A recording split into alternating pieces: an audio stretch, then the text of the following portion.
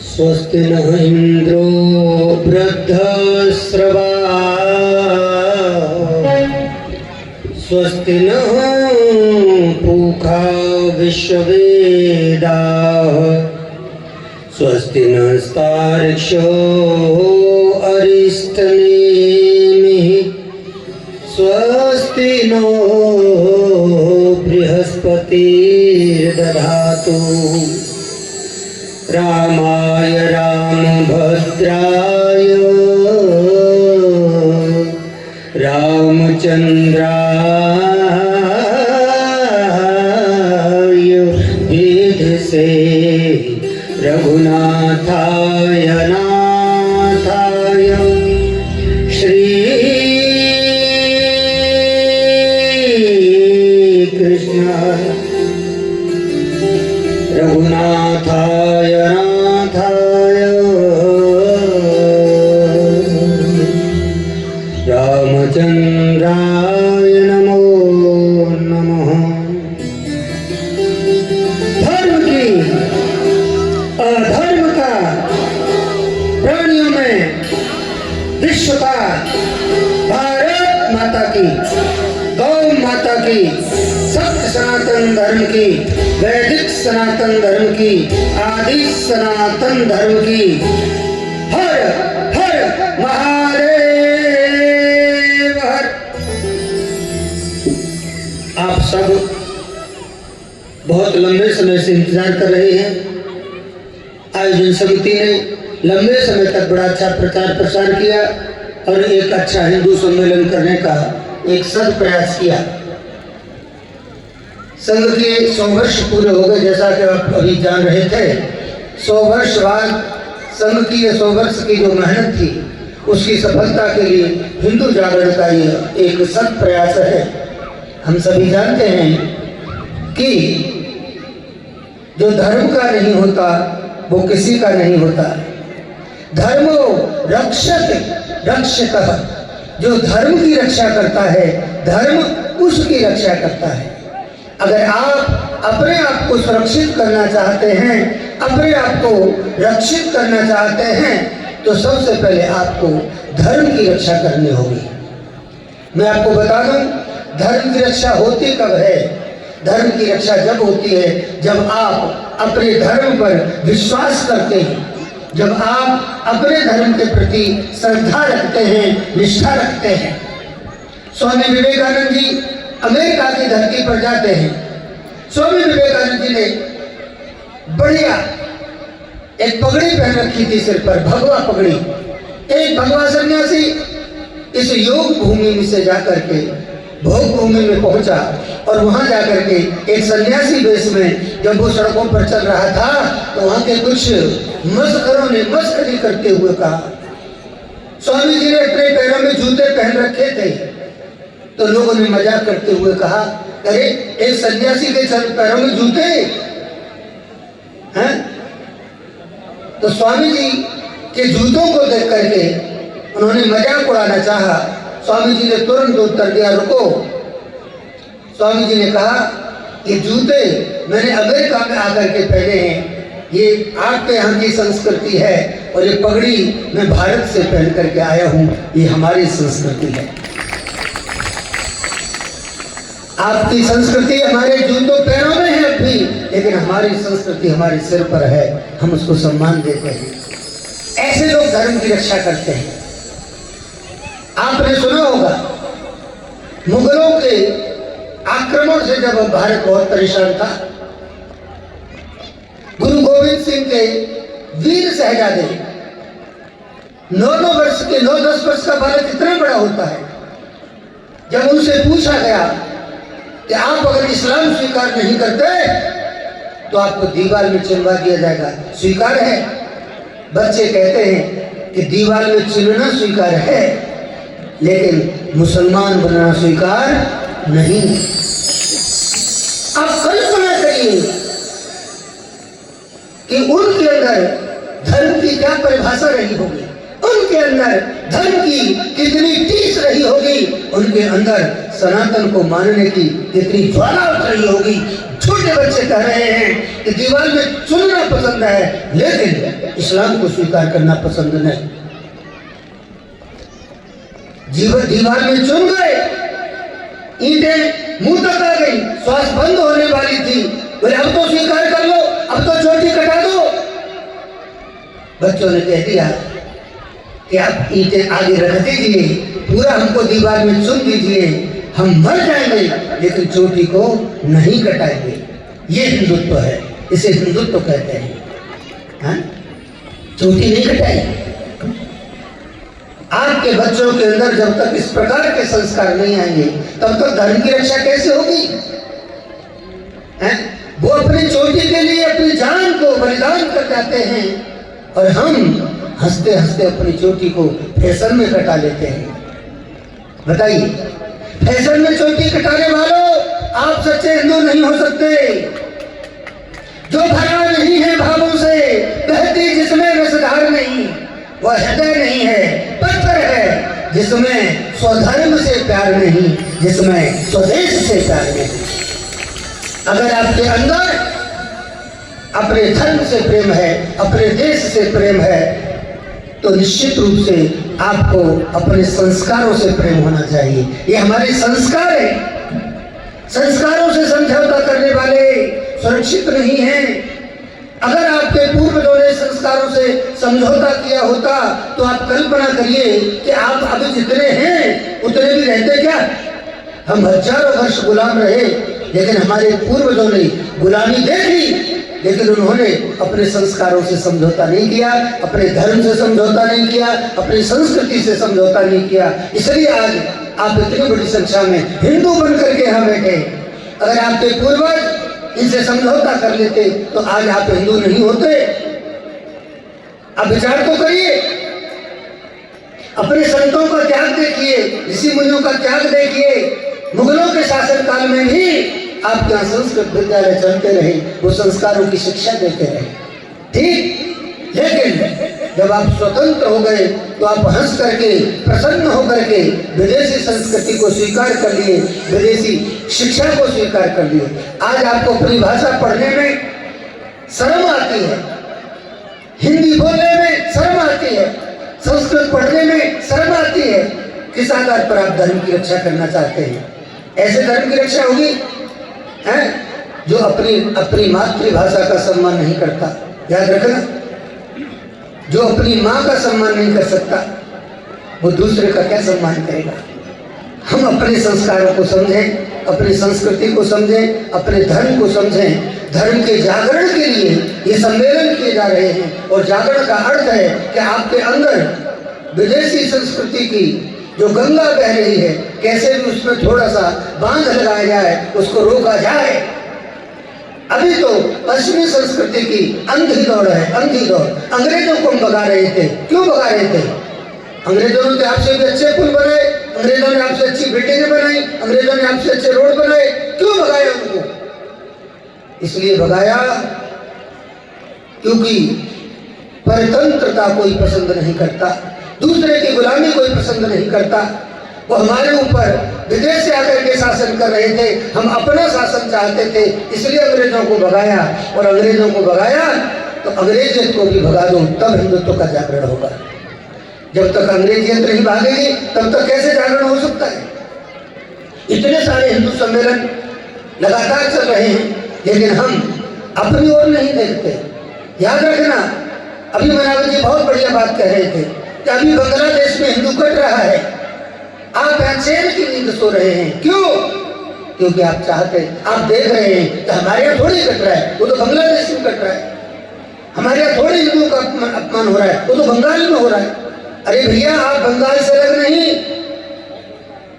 आज वहां हो रहा है, कल यहाँ होगा, और जब कल यहाँ होगा, आपके यहाँ होगा, तो आपकी क्या तैयारी है? ये तैयारी कराने के लिए हम आपके बीच में हैं, यही जगाने के लिए हम आपके पास आए।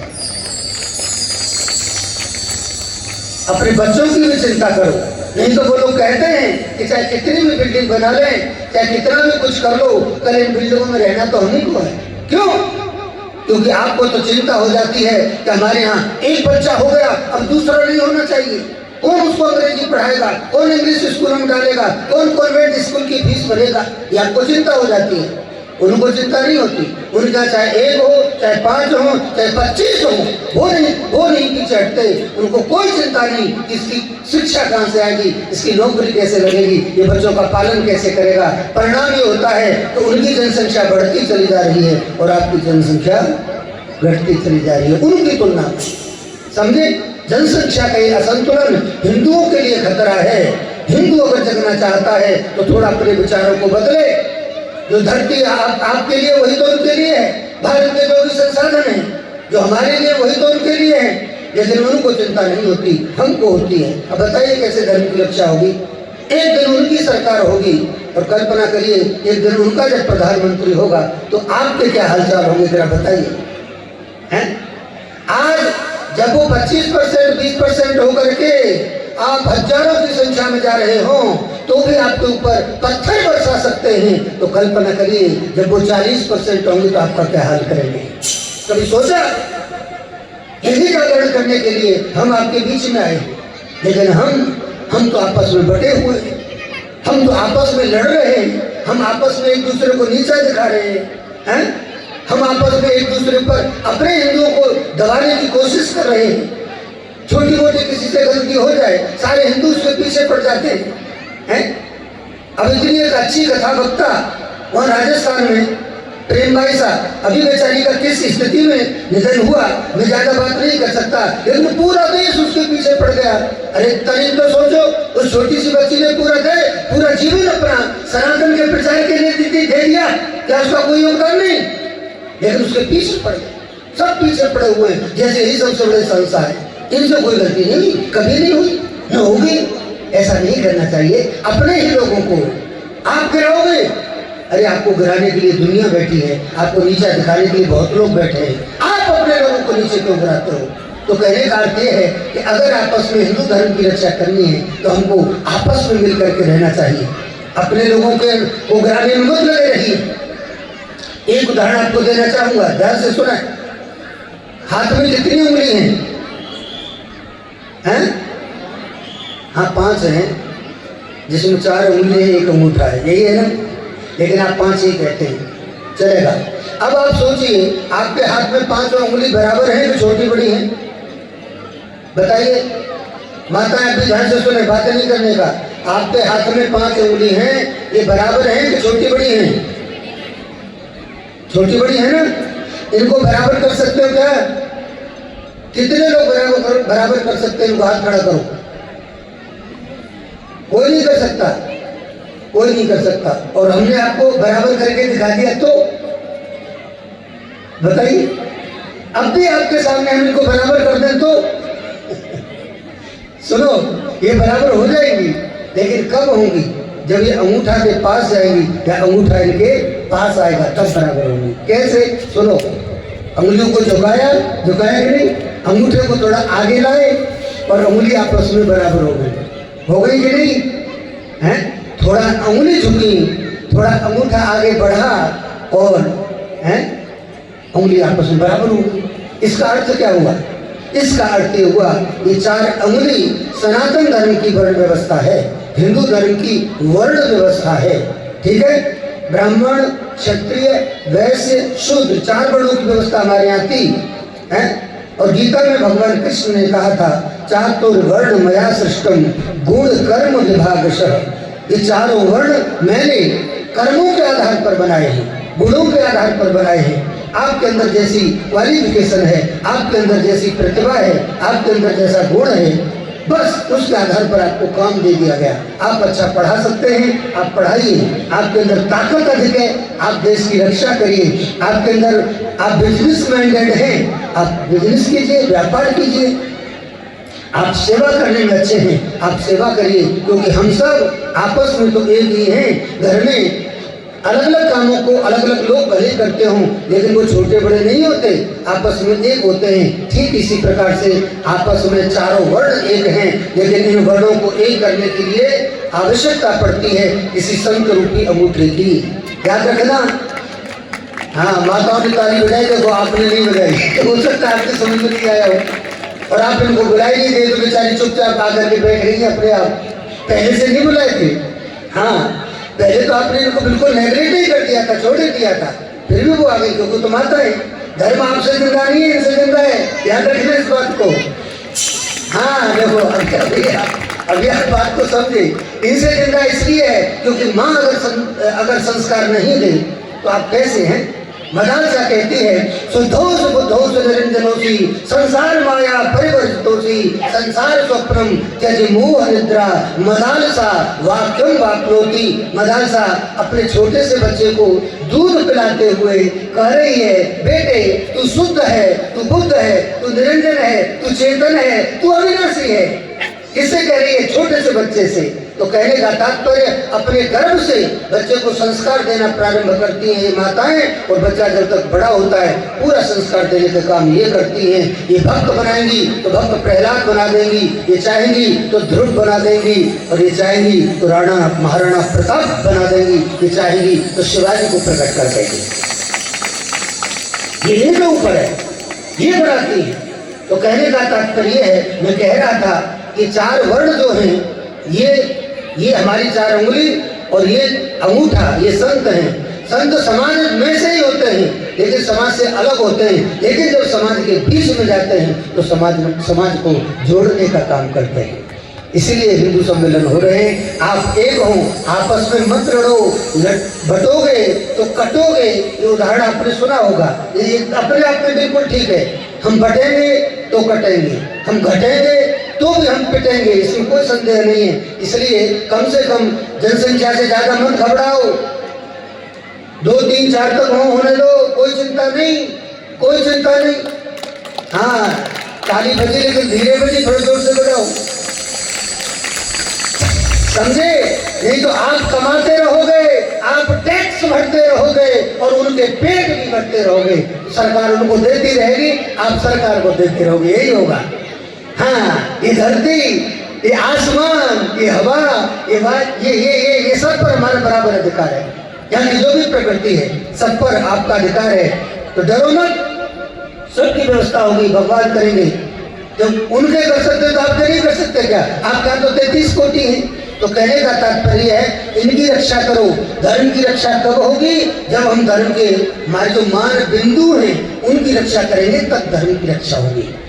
धर्म की रक्षा करने के लिए माताएं बहनें, हमारे सभी भाई बंधु जितने भी यहाँ खड़े हैं, याद रखना जब गाय की रक्षा होगी तब धर्म की रक्षा होगी। किसकी रक्षा होगी? गाय की। जब तक गाय की रक्षा नहीं होगी तब तक धर्म की रक्षा नहीं होगी। इसलिए गाय की रक्षा कौन करेगा? शहर वाले लोग गाय की रक्षा नहीं कर सकते। आप गांव में रहते हैं, आप गाय की रक्षा कर सकते हैं। हाथ खड़ा करें, कितने लोगों के पास जमीन है? जमीन, खेती, खेत कितने लोगों के पास है? करीब करीब सभी के पास है। तो भैया जब सभी के पास खेत है तो ये भी हाथ खड़ा कर दो कि गाय कितनों के पास है। अच्छा, झूठ बोल रहे हैं, सत्य बोल रहे हैं? अच्छा तो बहुत धन्यवाद आपको। माता आप पर खूब कृपा बनाए रहे। आपके पास गाय भी है, आपके पास जमीन भी है। जिनके पास जमीन हो और गाय न हो वो एक गाय जरूर पालें, ठीक है? जो 2 पाल सकते हो 2 पालना, क्योंकि गाय अगर पालेगा तो भारत का किसान पालेगा। क्यों? क्योंकि किसान अन्नदाता है। जब किसान सबको अन्न दे सकता है, पूरी दुनिया का पेट भर सकता है, तो वही किसान गाय का भी पेट भरेगा। और याद रखना, जब आप गाय का पेट भरेंगे तो गाय आपका पेट भरेगी, क्योंकि वो तो दूध देने वाली है। वो आपको बलिष्ठ करेगी, मजबूत करेगी, योग्य बनाएगी, आपके दिमाग का विकास करेगी। गाय का दूध पीने वाले बच्चे गाय के बछड़े के समान तेज होते हैं, ठीक है, फुर्तीले होते हैं। और भैंस का दूध पीने वाले बच्चे भैंस के बच्चे के समान कैसे होते हैं? बताइए आपको, भैंस का बच्चा कैसा होता है? ऐसे होता है, ठीक है कि नहीं? तो अपने को गाय पालनी है तो धर्म की रक्षा होगी। एक प्रश्न और करूंगा, आप में से ऐसे कितने लोग हैं जिनके घर में तुलसी है? तुलसी है? बराबर। अगर आपके घर में तुलसी है तो आप हिंदू हैं। अगर आपके घर में तुलसी के सामने दीपक जलाया जाता है तो आप मान लीजिए सनातनी हैं, ठीक है? दूसरी बात, आपके घरों में ऐसे कितने घर हैं जिनमें कोई न कोई एक ग्रंथ है, चाहे रामायण हो, भागवत हो, महाभारत हो, है? हाँ, अब हाथ तो सब खड़ा कर रहे हैं, मुझे लगता होगा भी, और नहीं हो तो ले आना। किसी ने झूठा भी हाथ खड़ा कर दिया हो तो आप ले आना, अच्छी बात है, हाँ चलेगा। तो आपके घर में ग्रंथ होना चाहिए, आपके घर में भगवान की पूजा होनी चाहिए, चाहे शालिग्राम की पूजा करो, चाहे नर्मदेश्वर भगवान ला करके रखो छोटे से, लेकिन होना चाहिए। हैं, आपके घर में गुरु है, गुरु की पूजा है, गुरुओं का सम्मान करते हैं, ठीक है। जो गुरु का सम्मान करे, जो ग्रंथ का सम्मान करे, जो गाय का सम्मान करे, जो गीता का सम्मान करे, याद रखना इस बात को, जो गीता का सम्मान कर रहा है वही तो हिंदू है। जो इनका सम्मान नहीं करते, जो गौरी का सम्मान नहीं करते, वो कैसे हिंदू? तो ठीक है, गुरु, गाय, गीता, ग्रंथ, गौरी, आपकी कन्याएं, लव जिहाद के कितने केस आ रहे हैं, रोज आते हैं। आप सोच रहे थे हमारी बहन बेटी थोड़े है, वो तो फलानी गांव की है। अरे भैया, वो उस गांव की है, वो कल आपकी भी हो सकती है। अभी से जागृत हो जाओ। एक भी जगह अगर लव जिहाद का केस आए, आप सारे जितने भी गांव के लोग हैं सब संगठित होकर के उस हिंदू की मदद करो जिसके साथ ये घटना घटित हुई है। सबको मदद करनी चाहिए, सबको आगे आने चाहिए। जब तक यहाँ इस प्रकार से ये तांडव चलता रहेगा, इस प्रकार से होता रहेगा हमारे साथ, तो बताइए आप कैसे धर्म की रक्षा करोगे? जब बहुसंख्यक होकर के भी आप धर्म की रक्षा नहीं कर सकते, तो कुछ दिन बाद जब आप अल्पसंख्यक हो जाओगे, तब कैसे धर्म की रक्षा करोगे? आप भी अल्पसंख्यक हो सकते हो, चिंता मत करना, बहुत ज्यादा देर नहीं लगेगी। अगर यही सोच रही तो एक जमाना था, तब हमारे पास कोई चिंता नहीं थी। महाराज दशरथ के यहाँ 4 पुत्र थे और भगवान कृष्ण के यहाँ 16,108 रानियां थी। उन सभी रानियों से 10-10 पुत्र हुए थे, कल्पना करिए, और एक पुत्री हुई थी। ये भगवान कृष्ण की संतानें थी। तो कहने का मतलब ऐसा भी तो आपका ही देश रहा है, आप इतने क्यों चिंता करते हो? करेंगे तो सब करेंगे, सबको करनी चाहिए, एक तरफा नहीं चलेगा, इसलिए हिंदू सम्मेलन किए जा रहे हैं। दूसरी बात, आप अपने बच्चों को याद रखना, जब तक सवेरे प्रणाम करना नहीं सिखाओगे, बच्चों से कहिए मंदिर में जाओ, मत्था टेको, तुलसी को जल दो, सूर्य भगवान को जल दीजिए। ये रामचरितमानस है, इसके 5 दोहे पढ़िए। ये गीता जी है, इसके 5 श्लोक अर्थ सहित पढ़िए। तब तक ऐसा नहीं करोगे। ये गुरु जी हैं, इनको प्रणाम कीजिए। हैं, अभी दीदी बोल रही थी, मुझे बहुत शर्म आई कि आप उनको तो प्रणाम किए नहीं, लेकिन उन्होंने जब आपको प्रणाम किया तो आप लिए भी नहीं। तो बताइएगा आप हिंदू हैं, कुछ हो रहे हैं, क्या है बताइए? ऐसे हिंदू धर्म की रक्षा नहीं होगी। फिर इस सम्मेलनों का क्या अर्थ होगा? संघ 100 साल से परेशान है आपको इकट्ठा करने के लिए। हम इकट्ठे भी हुए, लेकिन इकट्ठे होने के बाद भी हमारे अंदर वो चीजें नहीं आई जो हम चाहते हैं, जो हमारे लिए जरूरी है। तो बताइए होने का इसका क्या अर्थ हुआ है? प्रातः काल उठ के रघुनाथा, मात पिता गुरु ना वहे माथा। ये आपकी कल्चर है, आपकी संस्कृति है? जो मर्यादा पुरुषोत्तम भगवान श्री राम माता पिता को उठ के प्रणाम कर सकते हैं, गुरुओं को प्रणाम कर सकते हैं, गायों को प्रणाम कर सकते हैं गौशाला में जाकर के, यज्ञ वेदी को प्रणाम कर सकते हैं यज्ञशाला में जाकर के, तो क्या हम भगवान से भी बड़े हो गए क्या? बोलो। इसलिए मैं चाहूंगा, इसमें आपके बड़े लोग बैठे लेकिन युवा नहीं है, युवा को जगाने के लिए सम्मेलन किए जा रहे हैं और युवाओं का दर्शन नहीं पंडाल में। बताइए कैसे हिंदू जागरण होगा? हैं? कैसे हिंदू जागरण होगा? आपको वृद्ध लोग यहाँ हैं, जो जाने वाले वो हैं, लेकिन जो देश चलाने वाले वो नहीं। बताइए कि इस जागरण का अर्थ क्या होगा? इसलिए माताएं याद रखना, आप भी याद रखो, जब भी इस प्रकार के जागरण के कार्यक्रम हो, हिंदुओं को एक करने की बात आए, हिंदुओं को जगाने की बात आए, आप सब अपने अपने बच्चों को लेके आओ, युवाओं को लेकर के आइए, क्योंकि वो धर्म से दूर हो रहा है, वो केवल पश्चिमी संस्कृति की ओर भाग रहा है, वो विदेशी बन रहा है, उसको अपने देश का बनाओ। ये आप सबके लिए जरूरी है। सवेरे सवेरे आपके गाँव में कोई कुछ नहीं कर सकते। हमारे बुजुर्ग ये बैठे हैं, इनका धर्म है, जो अभी जल्दी उठ जाते हैं सवेरे 4 बजे 5 बजे, उनको चाहिए कि गांव में प्रभात फेरी निकाल दें, हैं? श्री राम जय राम करते हुए गांव में प्रभात फेरी लगाओ, गांव के बच्चों को जगाओ, क्योंकि जो सवेरे जल्दी उठेगा वो स्वस्थ रहेगा, जो जल्दी उठेगा वो अपने जीवन में सफल होगा। जल्दी उठाओ उनको। तो कहने का तात्पर्य है, हम सच्चे अर्थों में अगर हिंदू सम्मेलनों का लाभ उठाना चाहते हैं, इनके अर्थ को जानना चाहते हैं, उद्देश्य को जानना चाहते हैं, तो इसके लिए आवश्यक है ये सब चीजें होना चाहिए। घर घर में आरती हो, घर घर में पूजा हो, घर घर में तुलसा हो। आप वो हिंदू हैं, याद रखना, जो पत्थर में भी भगवान देखते हैं, और एक ऐसे भी लोग इस धरती पर रहते हैं जो भगवान को भी पत्थर कहते हैं। समझ में आ गया? दोनों में अंतर है। तो हम तो पत्थर में भगवान देखने वाले हिंदू हैं। हम अपनी भावना से, हम अपने मंत्रों की पवित्रता से, हम अपने मंत्रों के द्वारा पत्थर में प्राण डाल देते हैं। हम पेड़ों को पूजते हैं। हमारे यहाँ आंवला नवमी पर आंवला की पूजा होती है। हम पीपल को ब्रह्मदेव कह करके पूजन करते हैं। हम तुलसी की आरती उतारते हैं। तो कहने का तात्पर्य ये हिंदुत्व है। अपनी जमीन से जुड़े रहिए, संस्कारों से जुड़े रहिए, तो निश्चित रूप से आप हिंदू धर्म की रक्षा कर सकते हैं। बहुत सारे विषय हैं जो यहाँ कहे जा सकते हैं, लेकिन फिर भी आप गांव में रहते हैं, इसलिए आपके अनुसार मैंने आपको कुछ बताने की कोशिश की। बहुत लंबा खींचूंगा नहीं, क्योंकि आपको भूख भी लग रही होगी, और मुझे लगता है आपके यहाँ भंडारे की भी व्यवस्था है। भंडारे की व्यवस्था है, तो भूखे भजन होए गोपाला, ये लो अपनी कंठी माला। तो कहने का तात्पर्य है कि आप अपनी कंठी माला फेंकें, उससे पहले हम अपनी गाड़ी को विराम दें। बस आपसे इतना ही कहने के लिए आए थे कि अपने भविष्य को सुरक्षित रखना चाहते हैं तो आप अपने धर्म को समझो, उसका पालन करो, अपनी संस्कृति का पालन करो, अपने संस्कारों का पालन करो, गौ माता की सेवा करो, तब आपके धर्म का पालन होगा। आपने देखा कि आपके ही देश में आपके अवतार पुरुष भगवान श्री राम का मंदिर बनाने के लिए 500 वर्ष संघर्ष करना पड़ा, लेकिन आपने ये भी देखा कि हमने भले ही 500 वर्ष संघर्ष किया, लेकिन हमने राम मंदिर बनाया। आज राम जी वहां विराजित हैं, लाखों की संख्या में लोग राम जी का दर्शन करने के लिए जाते हैं। ऐसे ही हमारे सामने और भी चुनौतियां हैं। अभी काशी हमारे सामने है, उसका मामला कोर्ट में चल रहा है। अभी मथुरा में श्री कृष्ण जन्मभूमि हमारे सामने है, वहाँ भी हमको अभी जल्दी से सफलता प्राप्त करनी है। बहुत सारी चीजें हैं, लेकिन अच्छा समय है, आप इसका सदुपयोग करें। संघ को बार बार धन्यवाद दें कि वो प्रचारक निकाल करके, संत जैसा जीवन करके प्रचारक आपको एकत्रित करने में, आपको जगाने में, हिंदुत्व का प्रचार करने में लगे रहते हैं। चाहे भूखा रहना पड़े या प्यासा रहना पड़े, लेकिन वो काम करते हैं। आज इतनी बड़ी संख्या में आप बैठे हैं तो शायद इसलिए बैठे हैं। इसलिए मैं आपसे सिर्फ इतना ही कहना चाहूँगा कि आप सब अपने आप को समझो।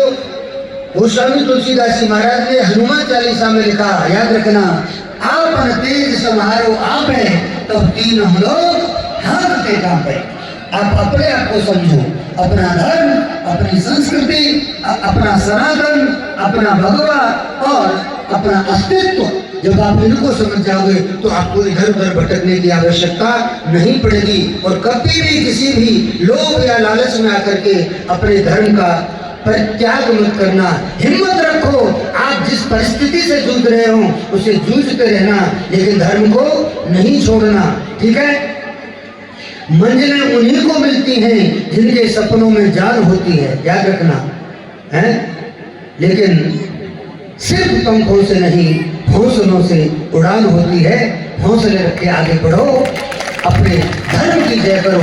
धर्म की, अधर्म का, प्राणियों में विश्व का, भारत माता की, गौ माता की, वंदे वंदे वंदे वंदे।